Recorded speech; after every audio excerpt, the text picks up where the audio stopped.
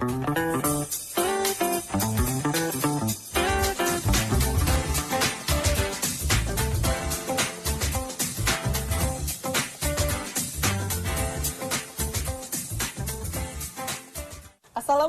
warahmatullahi wabarakatuh. Pemirsa channel terpilih MTA TV dimanapun Anda berada, senang sekali kembali hadir.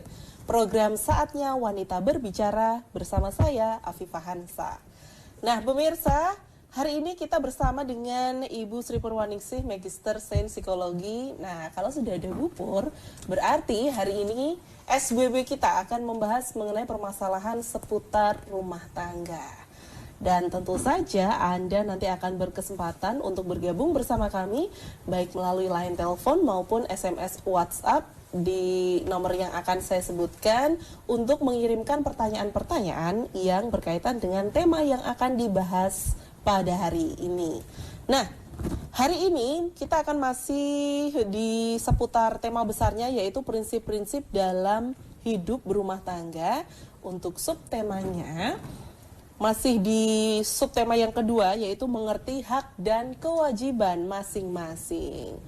Nah di kali terakhir kita masih membahas mengenai subtema ini ya. Dan ternyata membahas tentang hak dan kewajiban itu memang tidak ada habisnya. Dan masih seru juga untuk dibahas ya di kesempatan kali ini.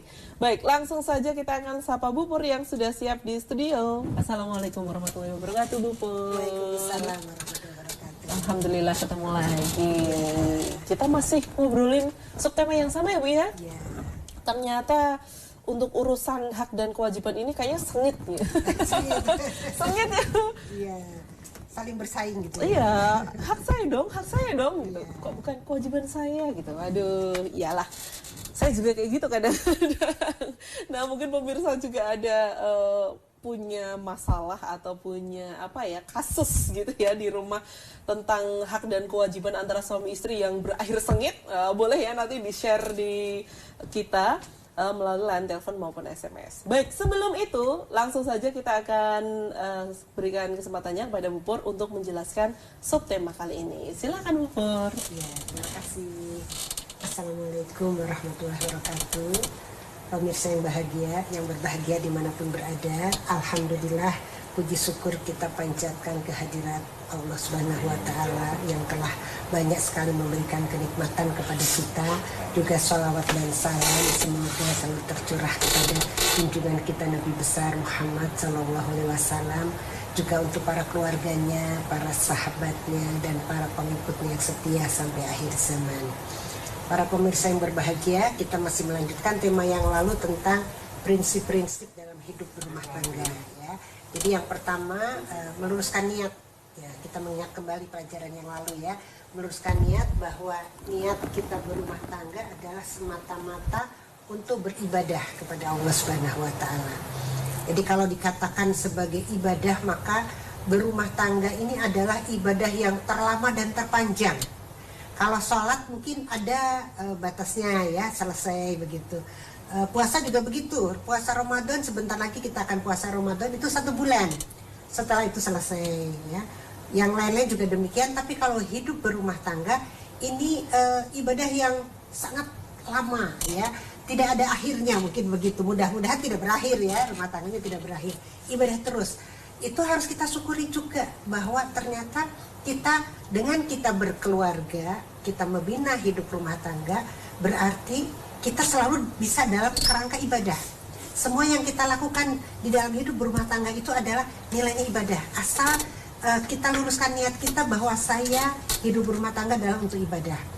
Tidak hanya sekedar untuk mencari kebahagiaan. Biasanya kan kalau orang menikah itu kan dapat ucapan ya, semoga bahagia terus sampai kakek ninen gitu ya. Nah jadi tidak hanya sekedar mencari kebahagiaan. Bahagia itu relatif ya, bisa kita bahagia terus bisa, tapi kalaupun nanti ada riak-riaknya, ada gelombang besar mungkin kecil gitu ya, itu hal yang biasa ya. Jadi kalau kita niatkan ibadah itu insya Allah kita akan bahagia semua. Karena orang mukmin kan punya 2 senjata. Kalau sedang senang ya, bahagia ya kita syukur begitu ya. Kemudian kalau mungkin sedang dapat kesusahan, sedang dapat musibah, ya kita sabar. Nah, jadi dua-duanya kan semua bernilai ibadah semua dapat pahala. Jadi selalu bahagia kalau umat muslim begitu ya, dimanapun berada dalam situasi apapun itu insya Allah kita akan berbahagia. Begitupun dalam mengarungi hidup berumah tangga. Jadi di sini istilahnya pepak penuh sekali dengan sarana kita untuk bisa melaksanakan ibadah. Nah kemudian yang kedua ini mengerti hak dan kewajiban masing-masing.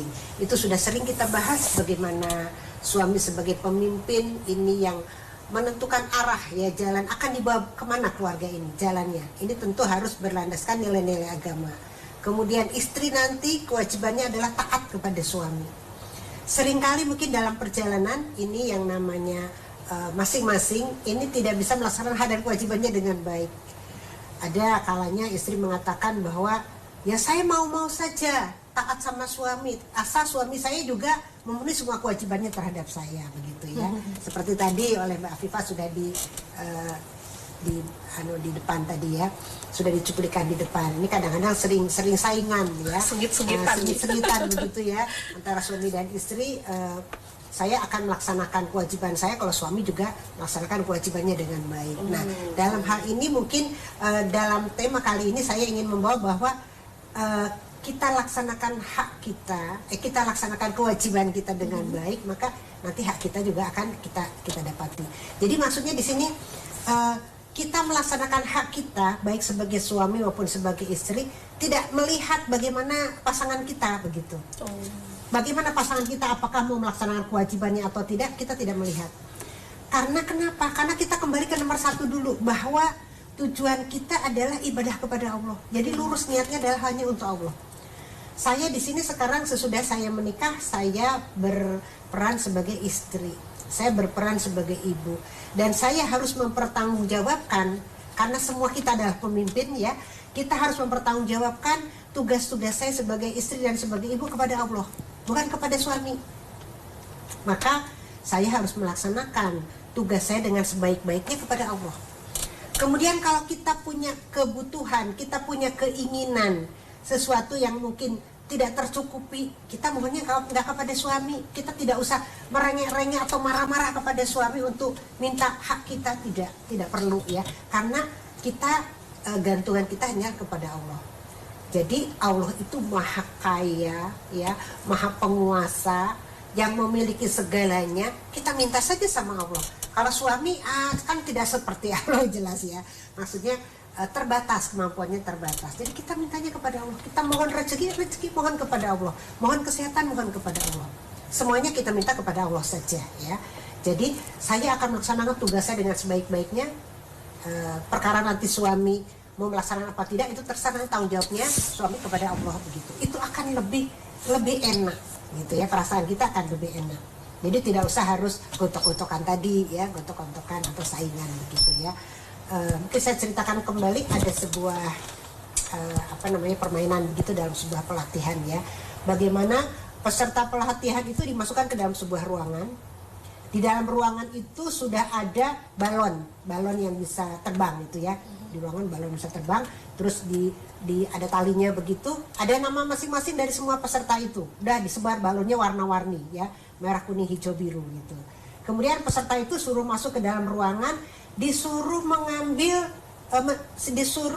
menemukan namanya sendiri-sendiri. Kemudian masuklah peserta dalam ruangan yang terbatas itu untuk mencari balon yang ada namanya. Wah itu akhirnya ya itu betul gontok-gontokan itu tadi, gontok-gontokan, seruduk-serudukan, senggol-senggolan ya. Akhirnya satu sama lain saling menyakiti begitu ya, saling menyakiti karena saingan. Bagaimana caranya dia ini bukan, wah gini dilempar, cari lagi, berusaha hanya mementingkan cari namanya sendiri. Ternyata semua peserta itu membutuhkan waktu yang sangat lama untuk bisa mendapatkan nama. Semua peserta dapat namanya masing-masing itu butuh waktu yang sangat lama. Kemudian sekarang dibalik akhirnya. Sekarang di sesi yang kedua tetap masuk ke dalam ruangan, tapi begitu si peserta itu menemukan nama A, dia tidak usah harus mencari namanya sendiri. Dia menemukan nama A, langsung berikan pada si A yang punya nama.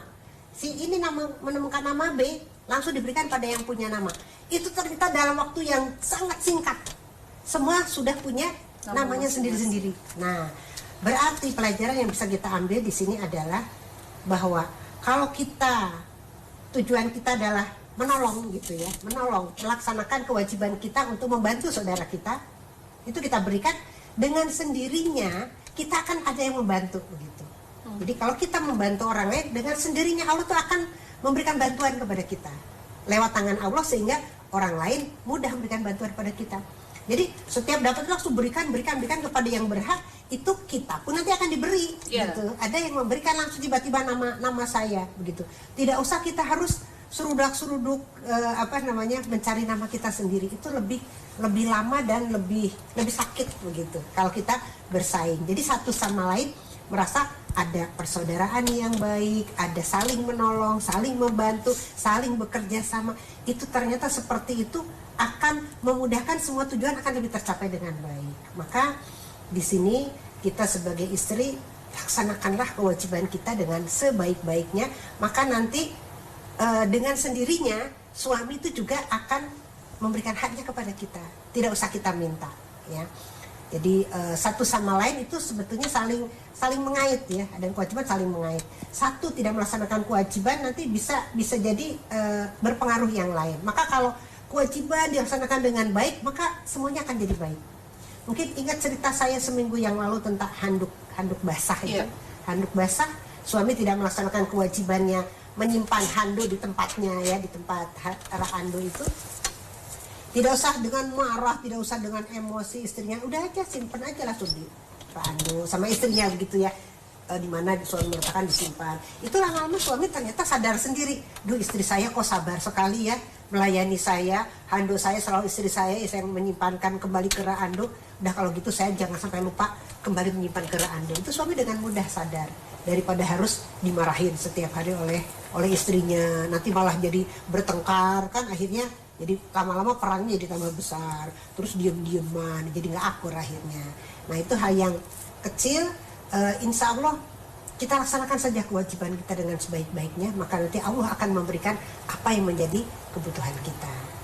Mungkin sampai di sini dulu Mbak. Baik. Ya, nanti bisa kita sambung dengan Ya, jadi mungkin untuk pemirsa yang beberapa minggu lalu ya Bu ya belum sempat mendengarkan cerita handuk basah ini poin pentingnya adalah ternyata kalau istri nggak ngomel itu suaminya pahamnya lebih cepat gitu ya. Lebih cepat pemahamannya. Wah iya ya, jadi kebiasaan ngomel sepertinya harus mulai dikontrol.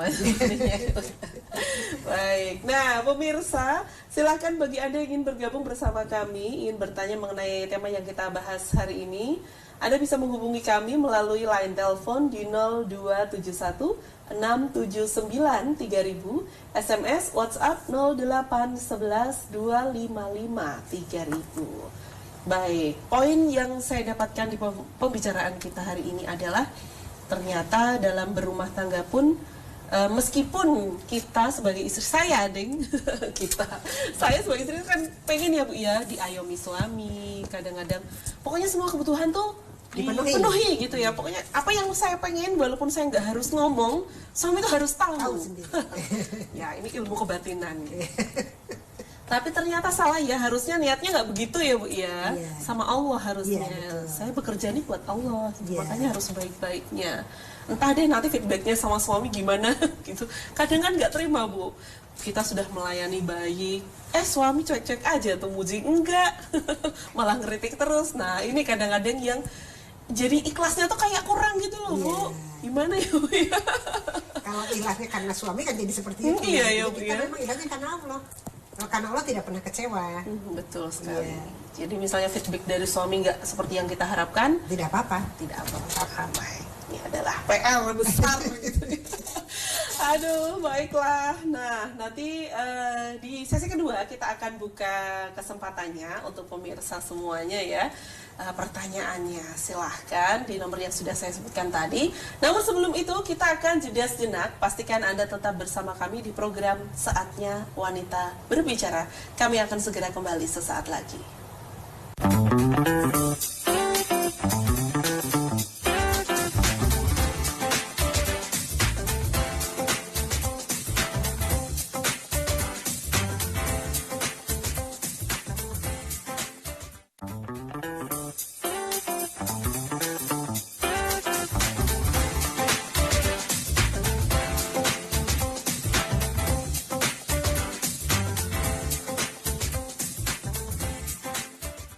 kasih pemirsa channel terpilih MTA TV, Anda masih menyimak program SWB, saatnya wanita berbicara bersama saya Afifah Hansa dan Bu Pur. Nah, yang baru bergabung dengan kami, hari ini kami masih membahas tema besar mengenai prinsip-prinsip dalam kehidupan berumah tangga. Subtema yang dibahas hari ini adalah mengenai hak dan kewajiban masing-masing, alias hak dan kewajiban suami istri. Baik, di sesi kedua, seperti yang saya janjikan tadi, kita akan buka kesempatannya bagi Anda yang ingin bergabung bersama kami, ingin bertanya mengenai tema hari ini.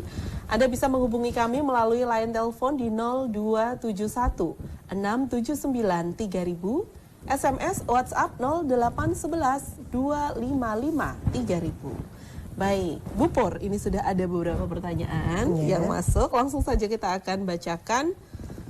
Yang pertama dari Ibu Ningsih yang ada di Sragen.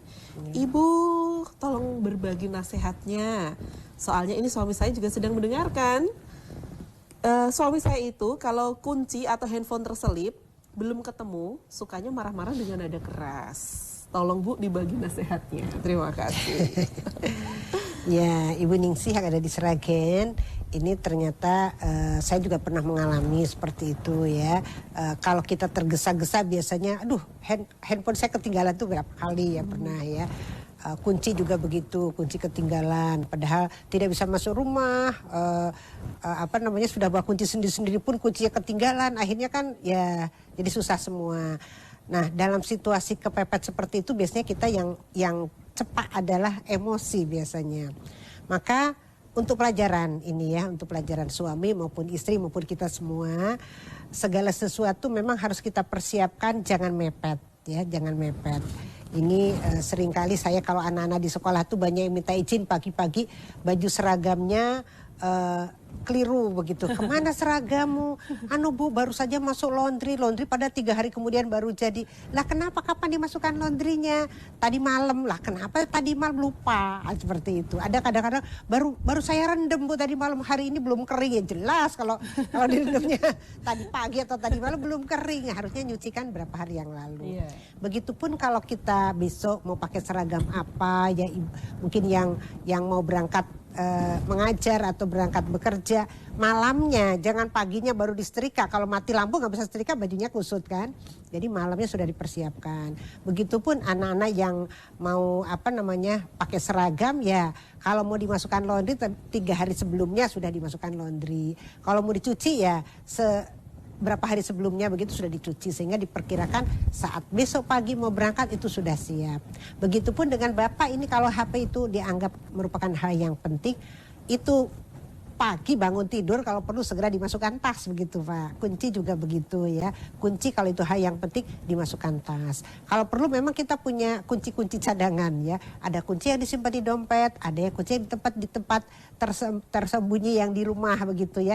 Ada yang ada di dalam tas begitu. Kalau HP-nya hanya satu, tentu harus hati-hati menyimpannya ya. Disimpan, dibawa, disiapkan sebelumnya begitu. Jadi kalau itu karena salah sendiri, kalau suaminya yang salah, ketinggalan HP-nya tidak ketemu, tentu tidak harus menyalahkan istri kan. Jadi tidak usah marah-marah ya. Kalau kita marah itu energi kita habis. Jadi untuk mencari malah tidak segera ketemu, tidak usah marah. Kita cari saja, Bu, dibantu untuk mencari begitu ya. Jadi kalau dengan marah akhirnya malah tidak ketemu, akhirnya lama-lama jadi malah ketelisut, yang tadinya ada jadi tidak ada. Sebetulnya ada di dalam tas, dicari-cari karena marah cepat-cepat akhirnya tidak terlihat gitu ya. Padahal ada sebetulnya. Di mana tuh? Tadi dicari kok nggak ada ya. Sudah suasana tenang ternyata bisa ketemu ya. Jadi tidak usah segala sesuatu diselesaikan dengan emosi. Langsung aja pada pokoknya. Oh, HP-nya belum ada, ya sudah dicari bareng-bareng. Ayo Bu, dibantu untuk mencari HP saya yang ketinggalan atau ketelisut gitu. Tidak usah harus marah ya. Kalau itu memang karena kesalahan istri tidak menyiapkan, harusnya kalau HP itu disiapkan sendiri ya, tidak usah harus istrinya menyiapkan ya, disiapkan sendiri. Tapi mungkin belum ketemu juga, ya kita mudah untuk menjadi pemaaf lah ya. Jadi suami mungkin mau berangkat ke kantor kok istrinya belum menyiapkan sarapan begitu, itu juga tidak usah harus emosi ya. Seperti Rasulullah itu ya, ada sarapan tidak pagi ini? Tidak ada, kita tidak punya sarapan, begitu kata istrinya. Langsung kalau begitu saya puasa. Jadi dengan santai saja. Begitupun saat Nabi puasa, ternyata ini ada hadiah yang udah saya simpen sejak lama sampai ditunggu-tunggu sampai Rasulullah datang. Begitu Rasulullah datang, Rasulullah dalam keadaan puasa padahal tidak ingin mengecewakan istrinya, langsung ya sudah saya batalkan puasa saya demi menyenangkan istri. Nah seperti itu kan indah sekali ya. Kepentingan pribadi bisa ditunda lain waktu ya. Puasa sunnah kan masih ada waktu yang lain untuk menyenangkan istrinya yang sudah menyiapkan makanannya sejak lama, menunggu-nunggu datangnya suami. Ya sudah buka puasa, tidak ada makanan ya sudah puasa. Nah seperti itu mungkin yang bisa diambil pelajaran oleh suami ya. Jadi suami yang sabar begitu. Jadi insya Allah nanti kalau dengan sabar lebih cepat ketemu ya. Dan kita lebih mudah untuk memaafkan. Kalau kita mudah memaafkan pasangan kita, maka suatu saat kalau kita salah, pasangan kita juga akan mudah memaafkan kita. Tapi kalau kita marahin terus, nanti kalau kita salah ya nggak akan dimaafkan juga sama pasangan kita. Begitu untuk Ibu Ningsih ya, untuk pelajaran kita semua. Mudah-mudahan sudah disiapkan lebih awal sehingga tidak ketelisut tadi barang-barangnya. Iya, baik. Jadi poinnya santai dan tenang ya, Tenang, nggak perlu marah-marah. Iya betul. Baik, berikutnya dari Bapak Ian yang ada di Solo. Ibu, saya seorang lelaki bekerja di Solo dengan jarak rumah ke Solo itu sekitar 30 km. Saya dan istri sama-sama sudah sangat memahami tanggung jawab masing-masing. Namun kadang saya merasa kurang memberikan nafkah ke istri. Waktu saya sudah habis untuk bekerja, sedang penghasilannya sangat minim, hanya sebatas UMR. Meski istri tidak pernah mengeluh, namun saya ingin memberikan rezeki yang lebih untuk keluarga. Saya sangat memahami jika bertahan di pekerjaan saya yang sekarang, ekonomi keluarga saya tidak akan berkembang. Ini bukan soal lebih atau kurangnya rezeki, hanya saja kurang cukup untuk memenuhi kebutuhan sehari-hari. Dengan gaji UMR dan dipotong dengan uang bensin setiap hari 10.000, maka sudah terpotong minimal 300.000 untuk bensin saja.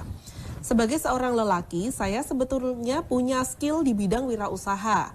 Namun, saya sangat mencintai profesi saya saat ini. Lalu bagaimana dengan pandangan Bu Pur soal dilema yang saya alami, Bu? Mohon sarannya, haruskah saya resign atau membuka wirausaha sendiri?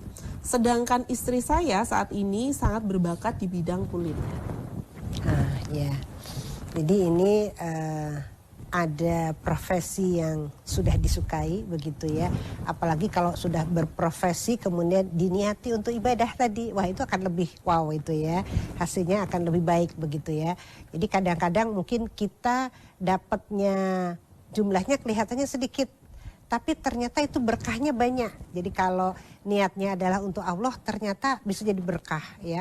Makanan yang sedikit bisa cukup itu waktu zaman Nabi itu ya, bisa cukup oleh orang dimakan orang banyak, bisa cukup ya walaupun itu hanya sedikit, bisa mengenyangkan orang banyak. Begitupun rezeki kelihatannya jumlahnya hanya sedikit UMR begitu ya. Tapi kalau namanya berkah itu istrinya juga tidak pernah rewel, anaknya juga tidak pernah rewel begitu ya. Anaknya juga jadi anak yang baik gitu, walaupun tidak harus makanan yang mewah-mewah. Itu ternyata sekolahnya juga tertata dengan baik, itu namanya kan berkah begitu ya.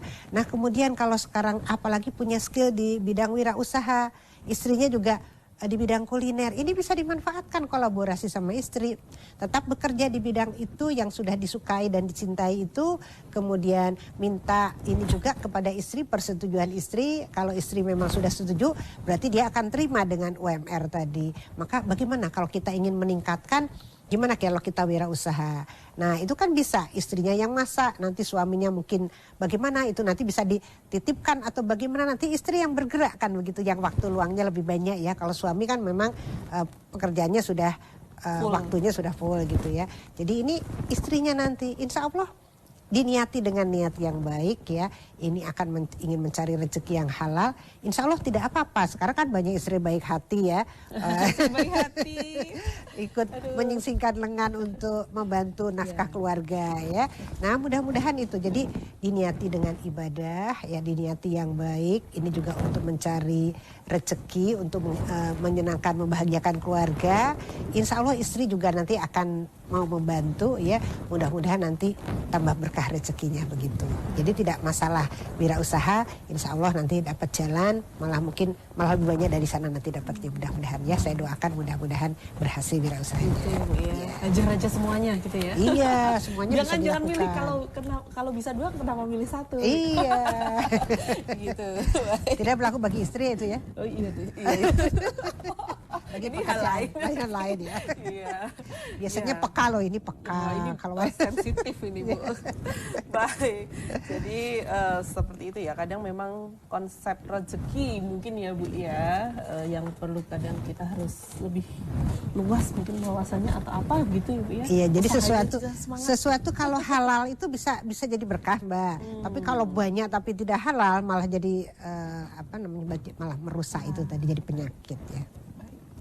Baik, terima kasih. Kemudian kita beralih ke pertanyaan berikutnya dari Ibu Fitri yang ada di Demak.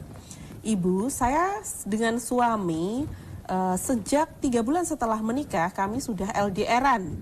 Oh, jadi suami saya merantau ke Kalimantan dan saya ada di Demak. Saya hamil, melahirkan, kemudian hingga saat ini anak saya berusia 7 tahun, jarang bertemu dengan ayahnya atau suami karena memang pulangnya 3 bulan sekali atau bahkan 5 bulan sekali, dan itu pun di rumah juga tidak terlalu lama, sekitar 2 minggu saja.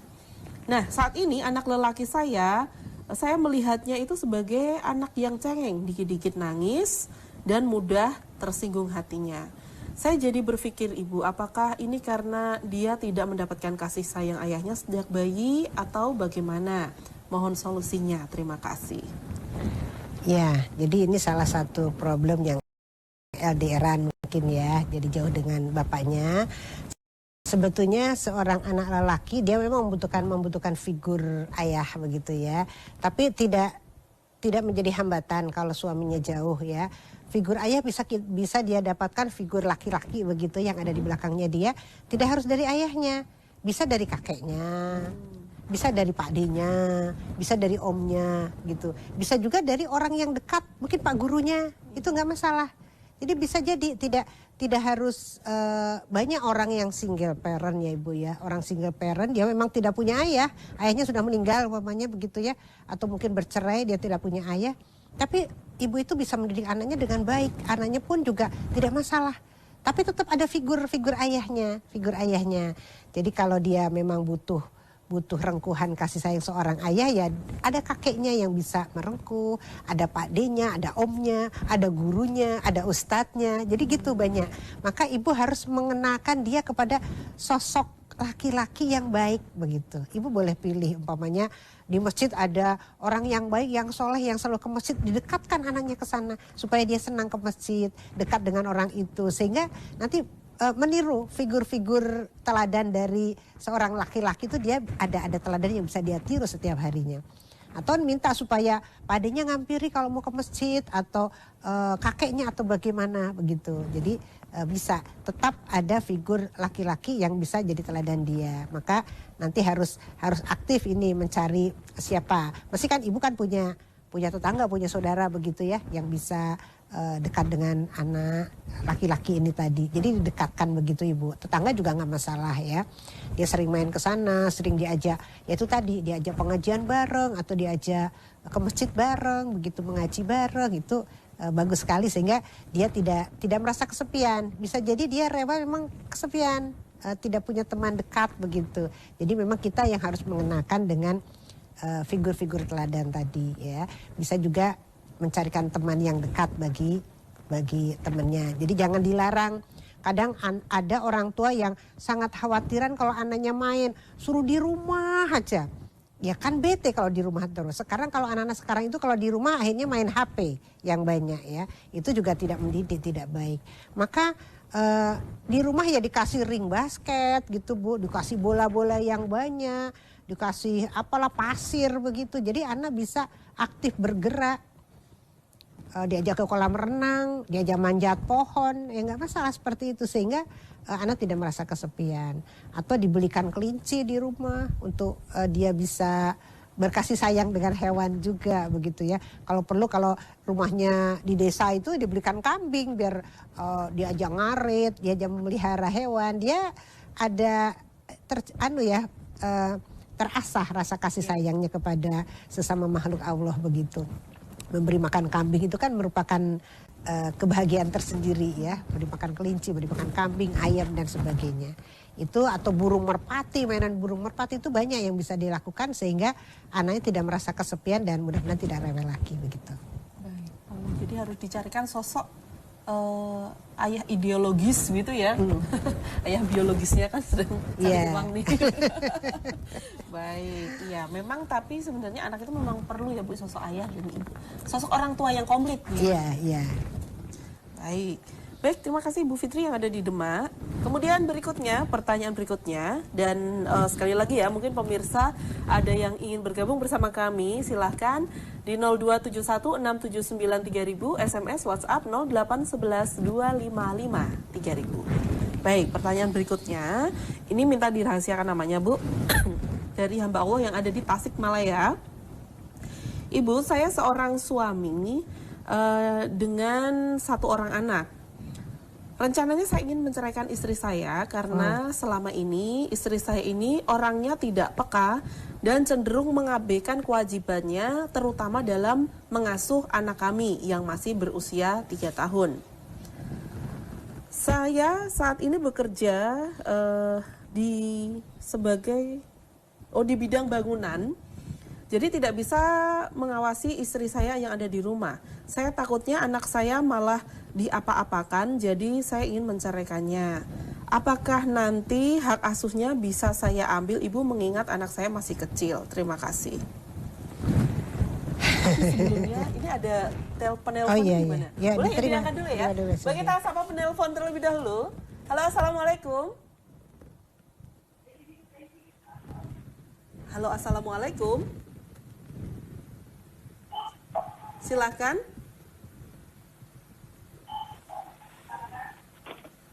Assalamualaikum. Waalaikumsalam warahmatullahi wabarakatuh. Dengan Ibu siapa di mana? Dengan Ibu Nur di Kabupaten Sragen, Ibu. Oh ya, silakan Ibu. Assalamualaikum Ibu Pur. Waalaikumsalam warahmatullahi wabarakatuh. Silakan Ibu Nur. Ibu ini kan kebetulan saya itu punya adik ipar ya Ibu ya.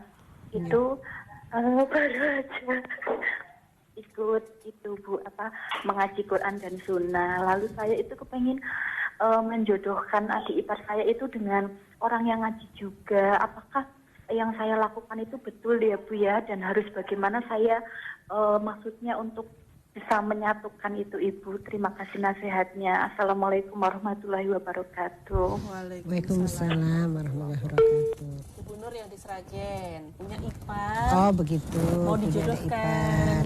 Ada iparnya laki-laki atau perempuan? Tidak. Ya nggak tahu. Tidak tahu ya.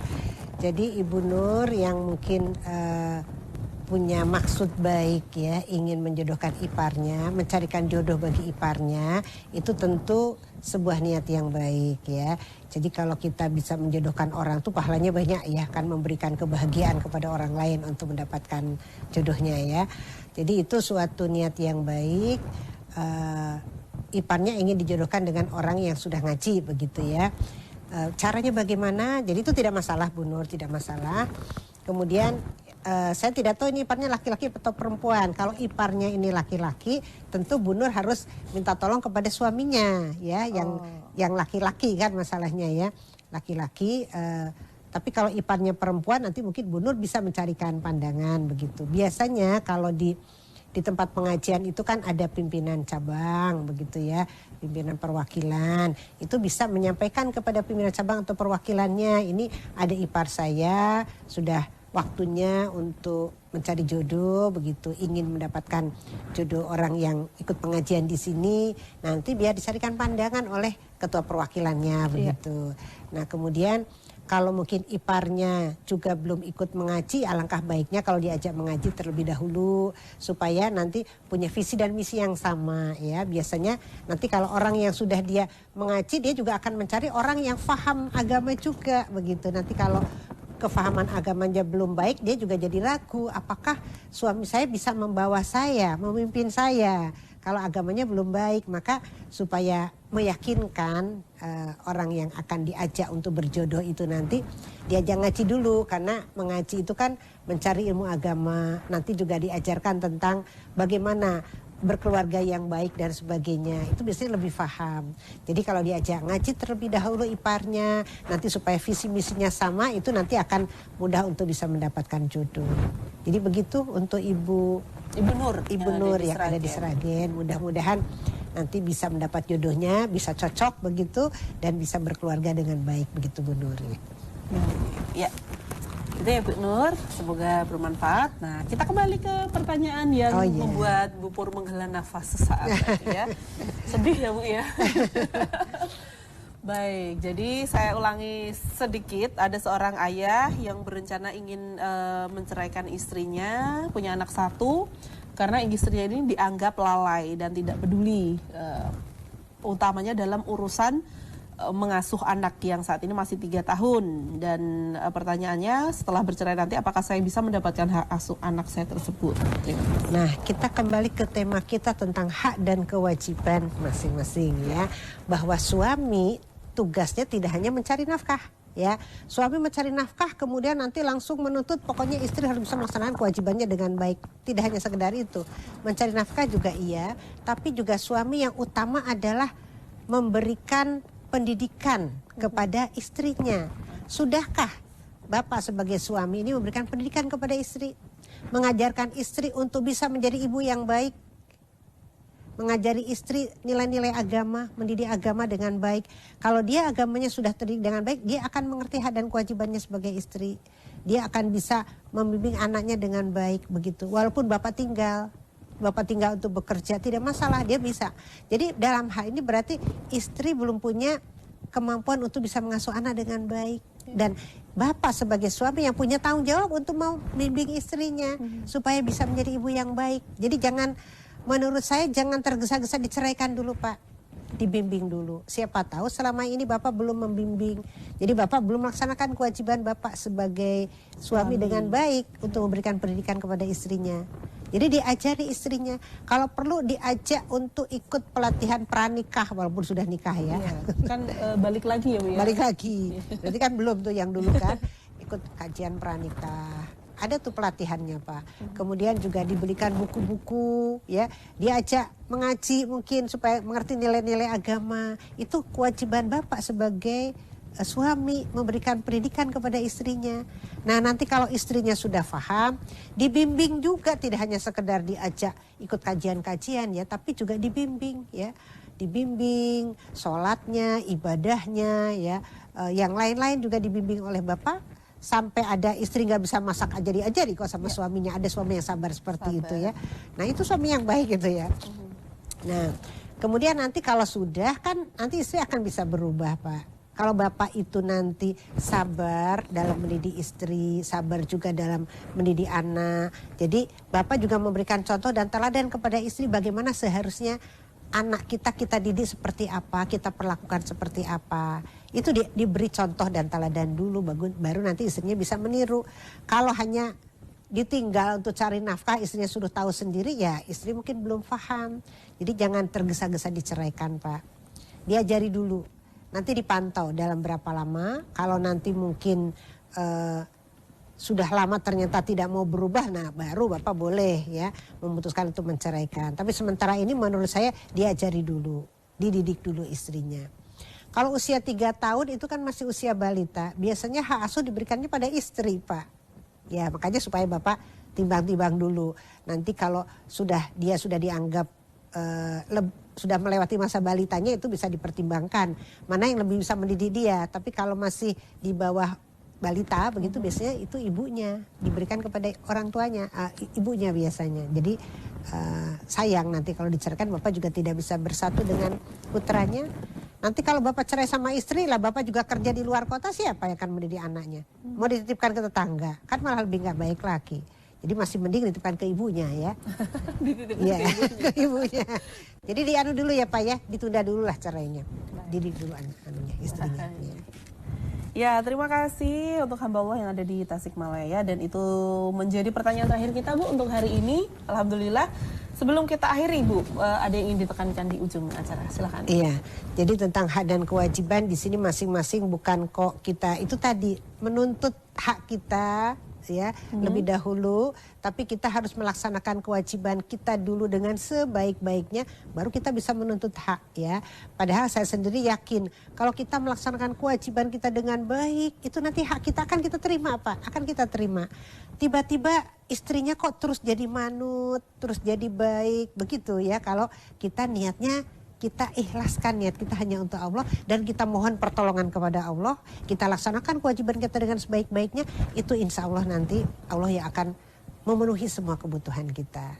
Jadi tidak usah khawatir, tidak usah takut, Allah maha segalanya ya, maha mengerti kita, maha mengerti kebutuhan kita. Jadi kita laksanakan saja kewajiban kita dengan sebaik-baiknya, nanti Allah yang akan memberikan kebutuhan-kebutuhan kita begitu. Baik, terima kasih Bu Pur untuk waktu dan yang sudah dibagikan untuk kita hari ini. Sama-sama. Jadi sekaligus pamit Bu, terima kasih. Semoga kita bisa ketemu minggu depan lagi ya, insya Allah. Iya, ya. insya Allah. Assalamualaikum warahmatullahi wabarakatuh. Waalaikumsalam warahmatullahi wabarakatuh. Baik pemirsa channel terpilih MTA TV dimanapun Anda berada, demikian kebersamaan kita dengan Ibu Sri Purwaningsih, Magister Sains Psikologi di program Saatnya Wanita Berbicara. Saya Afifah Hansa mengucapkan terima kasih untuk Anda yang sudah mengikuti program kami hingga usai, dan saya pamit undur diri. Selamat mengikuti program kami selanjutnya. Assalamualaikum warahmatullahi wabarakatuh.